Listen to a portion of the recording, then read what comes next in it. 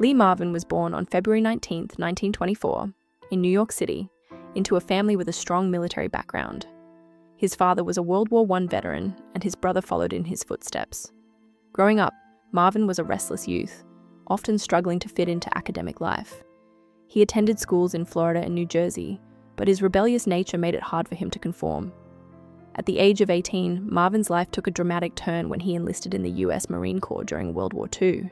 He served in the Pacific Theater, where he was severely wounded in the Battle of Saipan. The traumatic experience, which earned him a Purple Heart, left him physically and emotionally scarred. This intense experience would later add authenticity and depth to his portrayals of tough, no-nonsense characters on screen. From the Marine Corps to acting, a remarkable transition. After his recovery from his war injuries, Lee Marvin found himself drifting through odd jobs. By chance, he stepped in for an ailing actor at a community theater, which sparked his interest in acting. He pursued his newfound passion with vigor, studying at the American Theater Wing in New York. His imposing physical presence, along with his natural intensity, made him stand out in the competitive world of Hollywood. Marvin's early career in films saw him take on supporting roles as gangsters, soldiers, and outlaws, often in westerns or war films. His breakout role came in the 1950s with memorable performances in The Big Heat, 1953, and Bad Day at Black Rock, 1955, where his menacing presence elevated the tension and suspense of the films, solidifying his reputation as a reliable tough guy in Hollywood. Rising to fame, Marvin's breakthrough roles. The 1960s marked Lee Marvin's rise from supporting roles to leading man status. In The Man Who Shot Liberty Valance, 1962, Marvin played the notorious outlaw Liberty Valance alongside John Wayne and James Stewart, creating one of the most iconic villains in Western cinema. Marvin's versatility shone through as he took on a variety of roles, including dual parts in Cat Ballou, 1965, a performance that won him the Academy Award for Best Actor. This win cemented his place as one of Hollywood's top stars, and he became a favorite in action-packed films such as The Dirty Dozen, 1967, and Point Blank, 1967.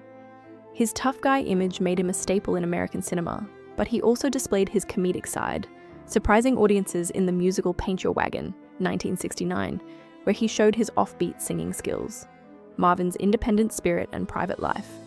Despite his growing fame, Lee Marvin never bought into the Hollywood glamour. Known for his independent spirit, Marvin preferred a private life away from the prying eyes of the media. He often retreated to his homes in Tucson, Arizona, or Baja, California, where he enjoyed fishing, boating, and the solitude of the outdoors. He was also open about his struggles with alcohol, which at times affected both his personal life and career. Marvin's no-nonsense approach to life was reflected in his career choices. He turned down many offers for big roles in favor of projects that suited his own sensibilities, further distancing himself from the stereotypical Hollywood lifestyle. His reluctance to conform to industry expectations made him a unique figure in an era when many actors eagerly embraced fame and the perks that came with it. Marvin's personal life and family. Marvin's personal life was just as complex as his career. He married Betty Ebling in 1952, at the height of his early success. The couple had 4 children together, son Christopher and daughters Courtney, Cynthia, and Claudia. However, their marriage was not without its difficulties. Marvin's struggles with alcoholism and his demanding career put a strain on their relationship, eventually leading to their divorce in 1967 after a 2-year separation. Betty later reflected on their marriage in her memoir, Tales of a Hollywood Housewife, shedding light on both the glamorous and difficult aspects of life with Marvin. The divorce was a painful chapter for Marvin, but his children remained a key part of his life. Despite the challenges of his personal relationships, Marvin always maintained a deep connection with his family, and later found stability with his childhood sweetheart, Pamela Feely, whom he married in 1970. Lee Marvin's criticisms of other actors. Marvin's dislike for certain actors extended beyond Wayne.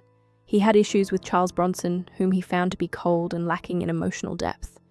Marvin believed that Bronson relied too heavily on his physical presence rather than his acting skills.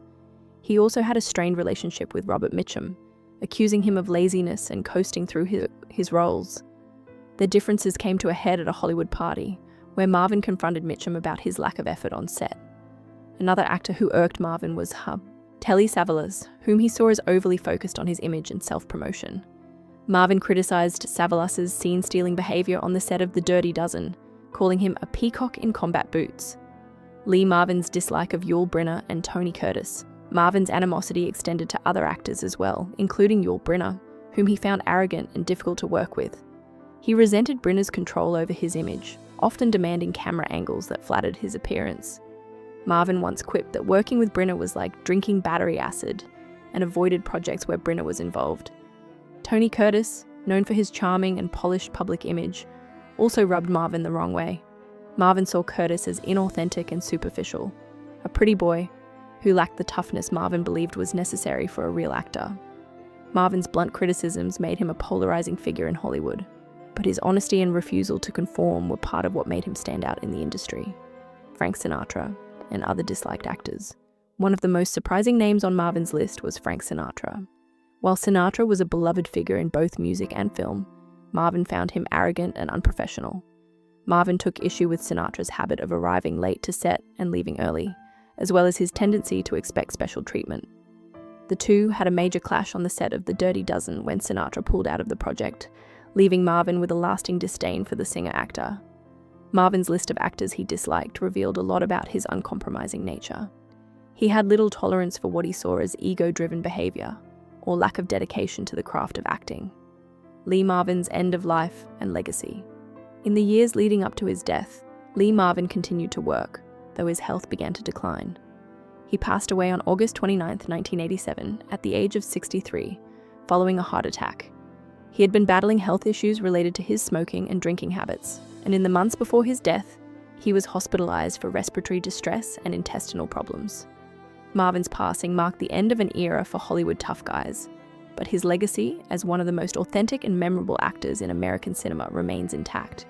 His candidness, his refusal to play by Hollywood's rules, and his unwavering commitment to his craft make him an enduring figure in film history. Despite his gruff exterior, Marvin's complex personality and fierce independence continue to resonate with fans and fellow actors alike. Marvin's personal reflection on Hollywood and fame. Throughout his life, Lee Marvin maintained a strong sense of independence from the Hollywood machine. His critiques of fellow actors were just one part of his larger disdain for the industry's superficiality. Marvin never sought out fame for its own sake, and he often spoke out against the pressures and artificiality of the Hollywood lifestyle. He found solace in the quieter, more personal aspects of life, such as his love for nature, fishing, and spending time with his family. Despite his star status, Marvin remained steadfast in his belief that authenticity was more important than fame, and he always preferred to live life on his own terms.